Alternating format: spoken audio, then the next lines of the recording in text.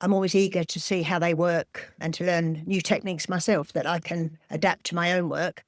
Yeah, so I always want to express a personal depiction of my environment, looking beyond the obvious to capture the mood and atmosphere of the scene and the vision that I'm trying to convey. And we need to feel emotion and passion for our subject, and then it comes through in our own photography. And if you haven't been there and you enjoy seascapes, it's the most wonderful place. But as I say, here you get water's always turquoise.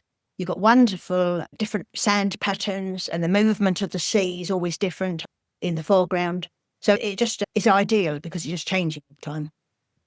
I've got pictures looking down and the waves coming over with the train coming through, which can be quite spectacular.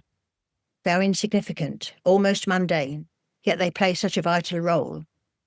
On closer inspection, I wanted to give them a soft painterly feel to portray their beauty and at the same time the atmosphere of the weathering process, with them continually at the mercy of the wind and splashing water, the sunbeams coming through these trees. And as I was saying before, actually, that I don't like to include too much of the sun in my images at the top because you can get too much of burnt out area. It just gives a really soft, wonderful, dreamy feel to the images. And then you wouldn't be in France without the poppies, would you? When we think of the beautiful French countryside, we normally associate this with images of the sunflowers in the sunshine, poppies growing amongst the wheat, or grapes growing on the vines. We rarely see images of the maize in the fields, even though it is widely grown in France.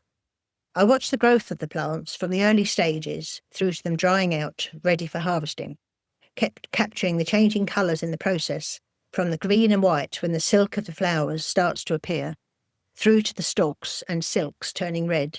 Vision is the art of seeing what is invisible to others. To capture it, the essence of it, is quite difficult, I find, unless you're doing a sort of panoramic shot.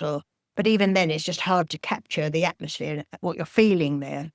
But I haven't included the horizon because it just, as I said, it just wasn't possible. And this is nature's art, isn't it, really? If you don't look around, you don't see these things. I'm quite enjoying the process. And that's, to me, what photography should be all about, really. The real voyage of discovery consists not in seeking new landscapes, but in having new eyes.